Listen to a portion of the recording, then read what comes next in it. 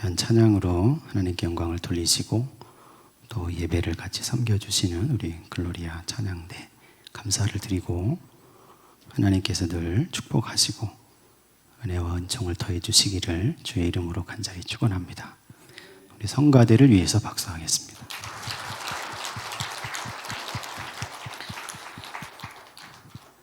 네, 오늘 우리 새로 등록하신 분이 계셔서 한번 소개하고 기도합니다.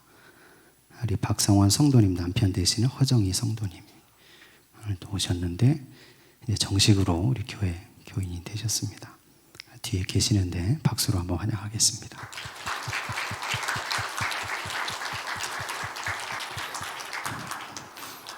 네, 우리 성도님을 위해서 가정을 위해서 한번 기도하겠습니다. 같이 기도합니다.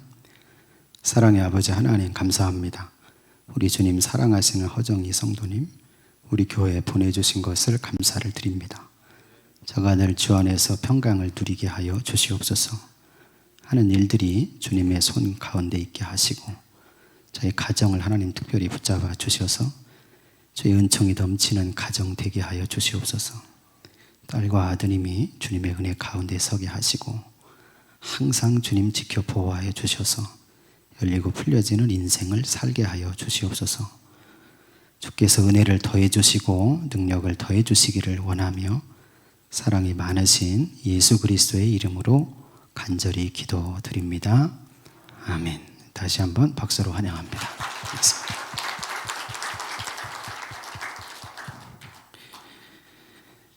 여러분 높은 뜻 숭의교회라고 들어보셨나요? 지금은 없습니다. 김동호 목사님이라고 들어보셨나요? 아시는 분들은 많이 계실 텐데 지금 은퇴하셨죠. 근데 원래 동안교회를 담임하시다가 목회가 잘 됐습니다. 그런데 중간에 담임 목사직을 내려놓고 나와서 숭의여대 강당에서 교회를 개척했어요. 그 2001년도에 높은 뜻 숭의교회가 그때 생겨납니다. 2009년이 됐을 때 그 교회가 5,000명이 넘었어요. 사람들이. 더 이상 강당에서 모일 수가 없으니까 목사님 어떻게 했냐면 교회를 안 지었어요. 교회를 4개로 쪼갭니다. 그래서 한 개의 교회가 4개가 됐어요. 그리고 자기 후배 목사님들을 잘 모셔서 4개의 교회를 담임하게 합니다. 그 자기는 그냥 주일마다 한 교회씩 돌아다니면서 설교하고 그러다가 2016년도에 은퇴하셨어요. 그래서 2020년이 됐습니다. 이분이 건강검진을 하다가 이제 폐암이 발견됩니다. 그래서 폐암 수술을 하고 조금 있다가 얼마 지났는데 전립선암이 발견이 돼요. 또 수술을 했습니다. 조금 있다가 얼마 전에 갑상선이 또 안 좋게 됐어요. 또 수술을 했습니다. 수술을 3번이나 하신 목사님인데 그분이 맨 처음에 폐암 수술을, 그러니까 폐암이 발견됐을 때 유명한 일화가 있습니다. 이분이 폐암이 검진이 돼서 나오니까 하나님 앞에 그렇게 얘기했대요. 왜 내가 폐암이 걸려야 됩니까? 나처럼 목회를 신실하게 한 사람도 별로 없는 것 같은데 그런 생각이 들지 않겠어요? 참 건강한 교회를 만들겠다고 목회할 때 몸부림치면서 기도하고 여러 가지 목회 일들을 하나님 뜻대로 사명 가지고 감당했는데 은퇴한 이후에 내가 왜 폐암이 걸려야 됩니까? 그래서 막 물어보면서 기도하면서 응답을 구했습니다. 근데 어느 날 자기 마음속에 들려오는 소리가 왜 너는 안 되니? 그러시더래요. 왜 너는 안 되냐는 거예요.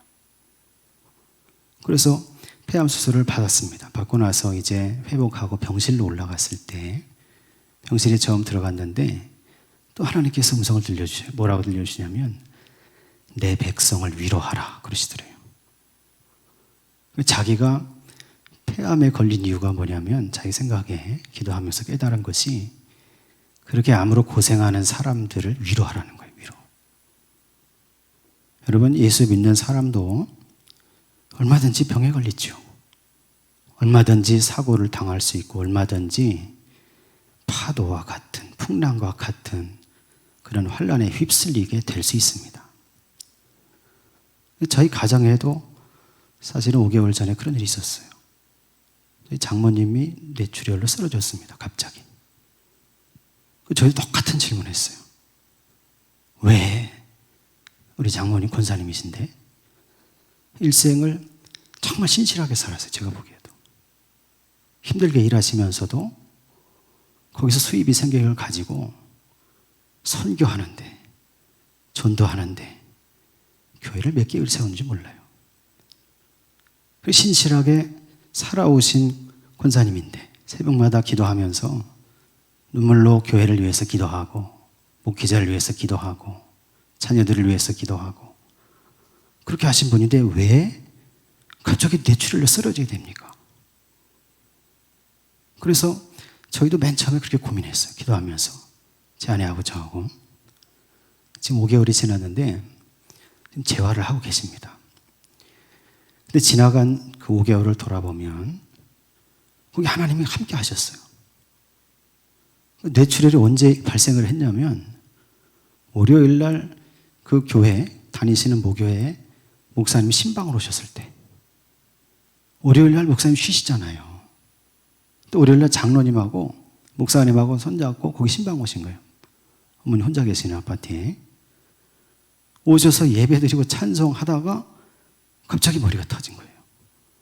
갑자기 쓰러지니까 응급실 앰뷸런스를 바로 불렀죠. 이걸 타고 가는데, 여러분 요즘은 응급실에 가도 담당 의사가 없으면 죽습니다. 아십니까? 처음에 응급실 전화했는데 한 군데는 그런 의사가 없다는 거예요. 뇌를 다 하는 사람이. 그 다음 병원에 전화했더니 거긴 있다는 거예요. 그래서 거기 달려가서 사진을 찍어보니까 뇌의 4분의 1이 피가 가득 찼대요. 의사가 하는 얘기는 뭐냐면 수술을 해도 돌아가실 가능성이 많고 수술이 잘 돼도 깨어나실지 모르겠다는 거예요. 그런데 수술이 너무 잘 됐어요.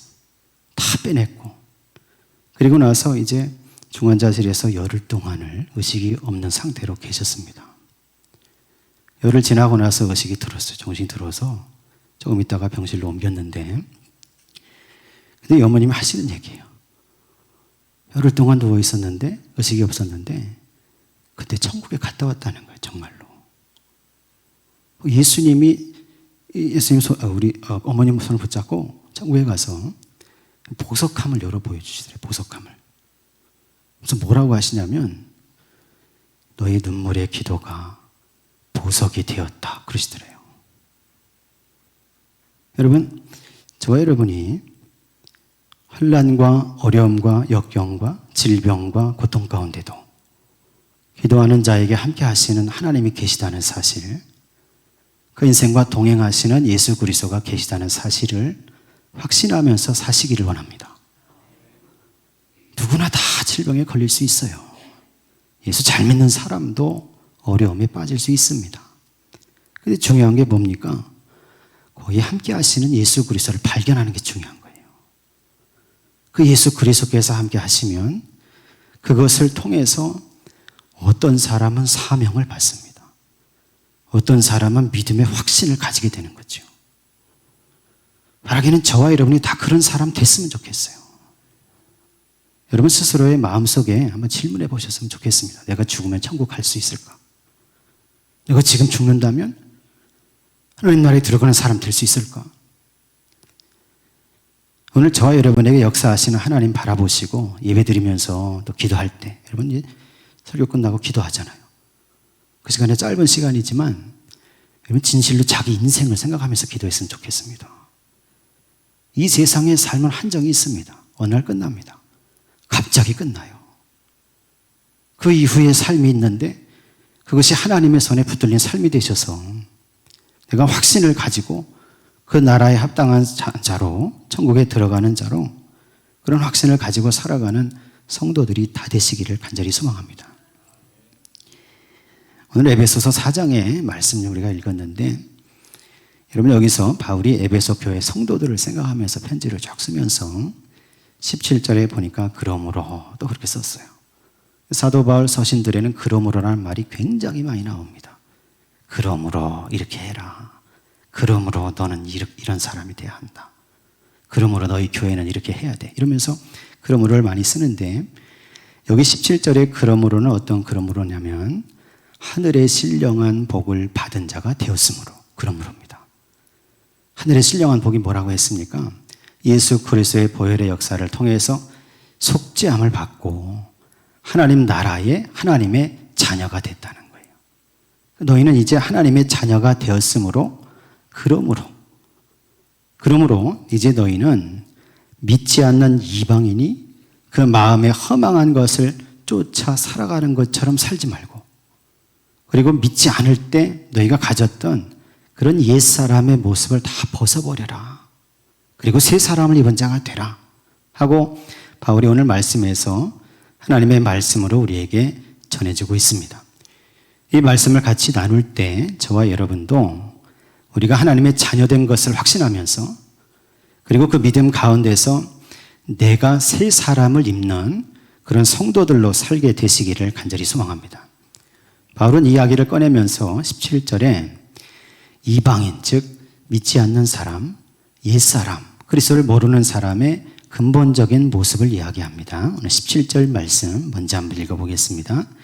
그러므로 내가 이것을 말하며 주 안에서 증언하노니 이제부터 너희는 이방인이 그 마음에 허망한 것으로 행함같이 행하지 말라. 아멘. 너희는 이방인처럼 그 마음의 허망함을 가지고 살지 말라는 거예요. 허무한 것을 쫓아가는 사람처럼 살지 말라는 겁니다. 바울이 이런 말을 할 때는 그 당시에 에베소 사람들이, 예수 안 믿는 사람들이 그렇게 살았다는 거예요. 이 미신을 섬기면서, 우상을 섬기면서, 많은 신전에 가서 절하면서 하나님이 아닌 것들을 숭배하고 경배하면서 그것을 높이면서 살아갔다는 겁니다.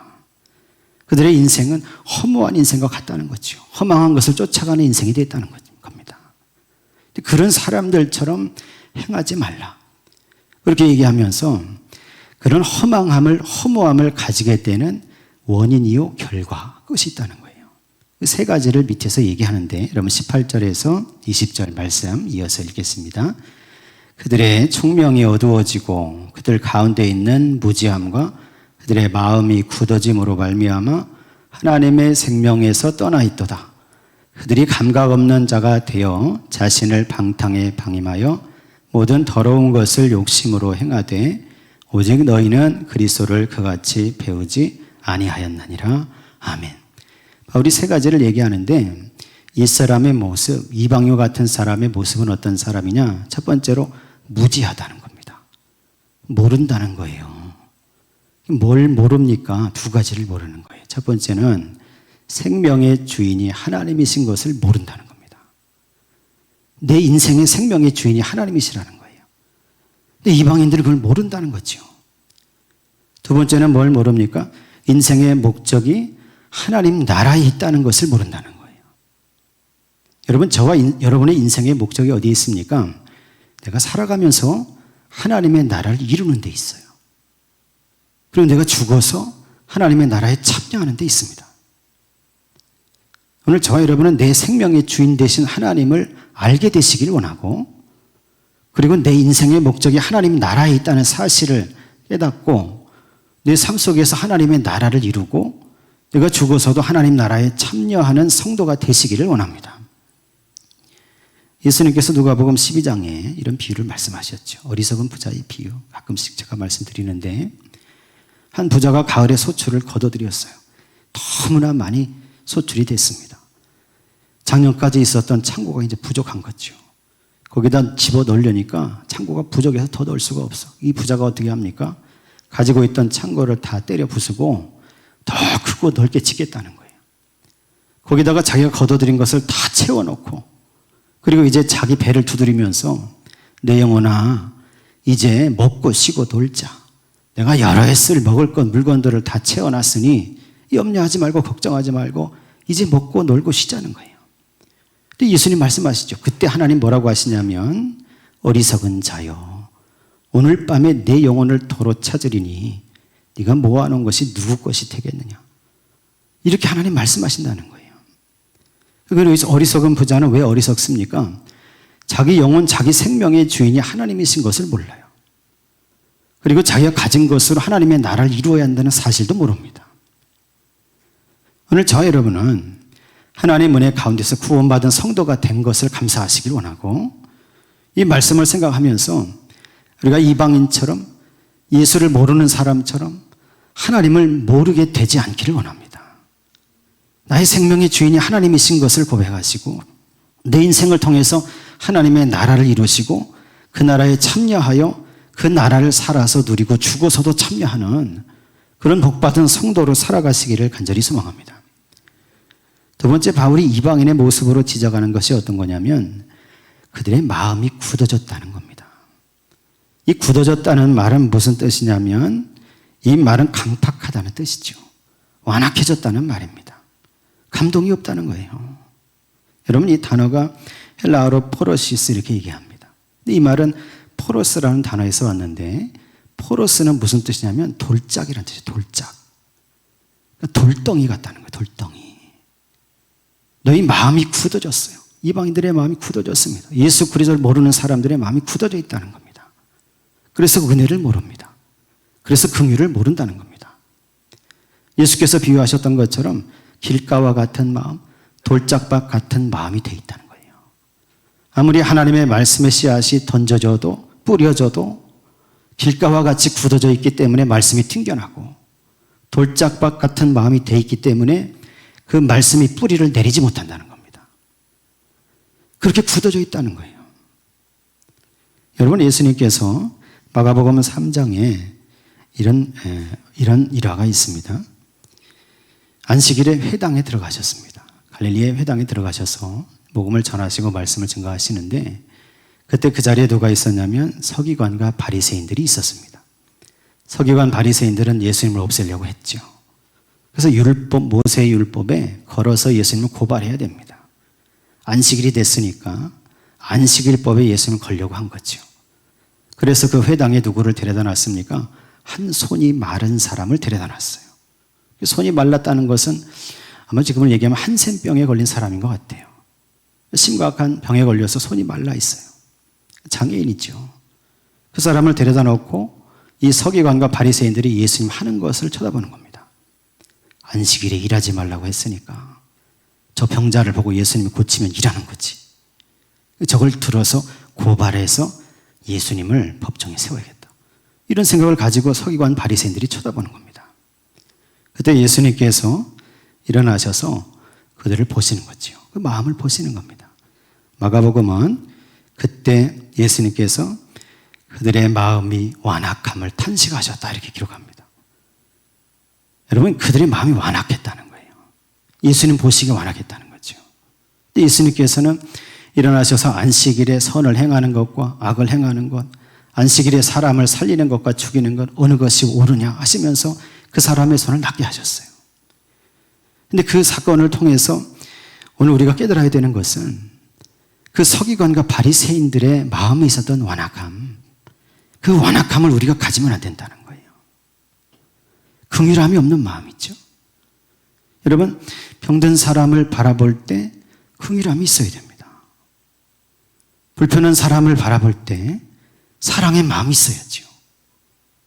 예수 믿고 거듭난 사람, 구원받은 사람은 더더군다나 그리스도의 사랑의 마음을 가지고 바라보고 어떻게 도울까를 생각해야 됩니다. 오늘 저와 여러분이 바울이 지적하는 두 번째, 이 강팍함, 완악함, 굳어진 마음에 떨어지지 않게 되시기를 간절히 원합니다. 우리의 마음을 다 갈아서 엎어야 돼요. 돌짝밭같이 굳어진 것을 꺼내야 됩니다. 저와 여러분의 심령 속에, 인생 속에, 생각 속에 들어차 있는 자기 자신만을 위하는 마음, 나의 이득만을 챙기려는 마음, 여러분, 그런 것들을 다 주님 앞에 내어놓게 되시기를 원합니다. 그리스도를 닮은 사랑의 마음을 가지시고 강팍한 마음이 아니고 완악한 마음이 아니고 돌처럼 굳어진 마음이 아니라 살 같은 마음이 되시기를 원합니다. 하나님의 말씀의 씨앗이 심겨져서 열매 맺는 그런 성도가 되시기를 원하고, 그래서 저와 여러분의 인생 속에 함께 하시고 하나님의 나라를 이루시는 그 은혜를 누리면서 살아가는 성도가 되시기를 간절히 소망합니다. 바울이 세 번째로 이방인의 마음으로 지적하는 것이 어떤 거냐면 바로 19절에 나와 있는 것처럼 자신을 방탕에 방임하여, 즉 방탕한 마음이에요. 여러분, 그 당시 에베소에는 아르테미스 여신 신전이 있었죠. 대단한 신전입니다. 세계 7대 불가사의 중에 하나예요. 건축물은 없습니다. 그러나 그 터와 그 양식을 사람들이 다시 재현해 놓고는 이건 정말 이 건물을 어떻게 지었을까 놀라는 거죠. 그런데 그 아르테미스 여신을 섬길 때 매 5월마다 매년 축제가 열려요. 제사의식을 거행하는 겁니다. 그런데 그 신전에는 24명의 여사제가 있는데 사실은 여성 창녀입니다. 그리고 남자 사제가 있어요. 남자 창기입니다. 그 5월에 축제할 때 그들이 그 신상을 세워놓고 그 앞에서 온갖 음탕한 짓을 다 하는 거예요. 에베소 사람들이 그 여신에게 드릴 것을 가져와서 거기다 내려놓고 그걸 바라보면서 따라하는 거예요, 자기들이. 에베소 교회가 생겼을 때 에베소 교회에 들어온 많은 이방인 성도들은 바로 그런 삶을 살다가 온 사람들이에요. 자기 삶 속에서 그게 음탕한 것인지 그게 비윤리적인 것인지 모르는 거예요. 그냥 인정하고 살다가 예수 믿고 구원받았다고 은혜를 경험해서 교회 안에 들어왔는데, 지금 바울은 그들을 향해서 과거에 그렇게 행하던 것들을 따라가면 안 된다는 거예요. 과거의 그런 옛 습관을 따라서 자기 마음의 욕심을 따라 살면 안 된다는 겁니다. 그러면서 새로운 사람을 입으라는 거죠. 오늘 저와 여러분은 하나님의 은혜 가운데 새로운 사람을 입는 성도가 되시기를 원합니다. 여러분, 22절에서 24절에 바울이 그렇게 얘기하죠. 22절, 24절까지 같이 한번 읽어보겠습니다.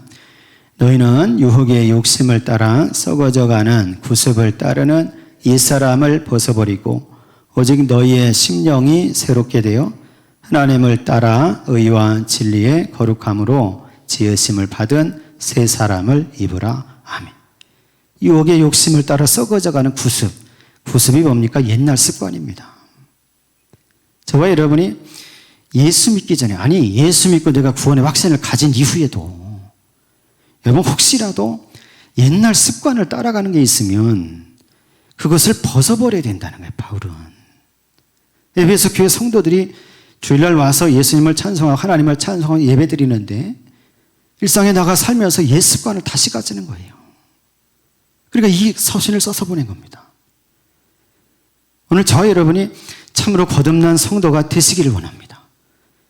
옛 습관을 벗기 위해서 어떻게 해야 됩니까? 심령이 거듭나야 돼요. 심령이 새로워져야 됩니다. 요한복음 3장을 보니까 니고데모와 예수님 대화를 나누지요. 니고데모가 유대인의 관원인데 밤에 몰래 찾아와서 예수님께 물어보잖아요. 그때 예수님께서 뭐라고 얘기합니까? 네가 거듭나지 않으면 하나님의 나라를 볼 수 없다 말씀하셨어요. 다시 태어나야 된다는 거예요. 니고데모는 그걸 이해할 수 없었습니다. 예수님께 물어보죠. 예수님 이미 태어났는데 어떻게 다시 태어납니까? 내가 어머니 모태에 다시 들어갔다 나와야 됩니까? 예수님께서 말씀하시는 거예요. 그게 아니고 네가 물과 성령으로 다시 태어나지 않으면 하나님 나라에 들어갈 수 없다는 거예요. 여러분, 저와 여러분은 물과 성령으로 다시 태어나야 됩니다. 물로 태어난다는 건 뭘 얘기합니까? 회개한다는 걸 얘기하는 회개. 여러분, 그 당시 물 세례는 어떤 겁니까? 세례 안에 회개의 세례죠. 그러니까 네가 이전까지 살아오면서 지었던 모든 죄와 허물과 악을 예수 믿는 순간에 다 회개해야 된다는 거예요. 그리고 그 다음에 뭐가 필요합니까? 성령의 세례가 필요한 거예요. 성령의 역사하심으로 심령이 새로워져야 되는 겁니다. 성령이 씻어주심으로, 성령께서 함께 하심으로 저와 여러분의 인생이 새롭게 태어나는 성도가 되어야 한다는 거죠. 회개하고 성령을 통해서 다시 태어날 때 그 사람의 눈에 하나님의 나라가 보인다는 겁니다. 그 사람의 인생에 하나님 나라가 임하고 그 사람이 하나님의 나라에 참여하는 성도가 된다는 말씀이죠. 오늘 저와 여러분이 다 그런 성도로 사시기를 간절히 원합니다. 바울은 심령이 새롭게 돼서 하나님을 따라 의와 진리의 거룩함으로 지으심을 받은 새 사람을 입어라, 이렇게 말씀합니다. 이 말씀이 저와 여러분에게 들려지는 말씀, 주시는 말씀, 새겨지는 말씀이 되시기를 간절히 소망합니다. 이무석이라는 박사님이 계십니다. 여러분, 정신 분석 학계의 우리나라의 대표적인 박사님이시죠. 근데 그분이 30년 만에 휴식이라는 책을 쓴 적이 있어요. 자기가 정신병 들린 사람들 이렇게 상담하고 치료하면서 그 사례들을 다 모아서 그 책으로 써낸 겁니다. 그런데 그 책 속에 이런 사람이 등장해요. 알코올 중독자가 있었습니다. 근데 알코올만 중독된 게 아니라 도박에도 중독됐어요. 그래서 회사만 끝나면 술, 회사만 끝나면 도박하러 가는 거예요. 거기서 끝난 게 아니고 집에 들어가면 자기 아내를 때리기 시작합니다. 자녀들을 때리기 시작했어요. 근데 그 사람이 어쩌다 전도를 받아서 교회에 갔습니다. 교회에 가서 살아계신 주님을 만났어요. 이 사람 인생이 변화됩니다. 주변에 있던 사람들이 그 사람 보면서 저런 사람이 교회 간다고 변화될까? 막 그러면서 친구들이 그렇게 물어봤대, 그 사람한테. 교회에 갔더니 목사님이 뭐라고 하시든. 근데 그 사람이 얘기하는 거예요. 교회 갔더니 목사님이 뭐 착하게 살아라 뭐 얘기하는데 잘 모르겠다는 거예요, 자기는. 또 물어보더래, 친구가. 성경은 누가 썼니? 자기 잘 모르겠다고 얘기했대요. 도대체 너는 교회 가서 뭘 배웠니? 하면서 친구가 물어보는데 그때 이 사람이 대답하는 내용입니다. 내가 뭘 배웠는지 잘 모르겠는데 이전과는 달라졌다는 거예요. 교회 가서 살아계신 주님을 만나니까 전에는 그렇게 술이 먹고 싶었는데 이제는 술 생각이 안 난다는 거예요. 전에는 그렇게 도박에 빠졌는데 가고 싶은 마음이 안 생긴다는 겁니다. 전에는 자기 아내를 두들겨 패고 자기 아들을 두들겨 팼는데 이제는 그들이 너무나 사랑스럽게 보여요. 그 앞에 회개했다는 거죠. 가정의 천국이 이루어졌다는 거예요. 여러분, 저와 여러분이 예수 믿으면서 하나님을 알아야 됩니다. 성경도 알아야 되고 예수 그리스도가 누구신지도 알아야 됩니다. 모르면 안 되죠. 그런데 그보다 더 중요한 게 뭡니까? 새 사람이 되는 거예요. 새 사람. 여러분 예수 믿고 새 사람 되셨습니까? 자기 자신에게 물어봐야 돼요. 예수 그리스도의 은혜를 받은 사람으로서 내가 새로운 사람이 돼야 되는 거예요. 새로운 사람. 그것이 누구에게 인정돼야 됩니까? 가장 가까운 사람에게. 남편은 아내에게, 아내는 남편에게, 부모님은 자녀에게, 자녀는 부모에게. 새 사람 된 것이 인정받아야 돼요. 여러분 그래야 그 관계 속에 하나님의 나라가 이루어지게 될 줄로 믿습니다. 바울은 이어지는 말씀 속에서 그렇게 새 사람이 된 그런 성도가 어떻게 살아야 되는가 그것을 쭉 열거했어요. 오늘 25절에서 32절 말씀을 찾아서 한번 보겠습니다.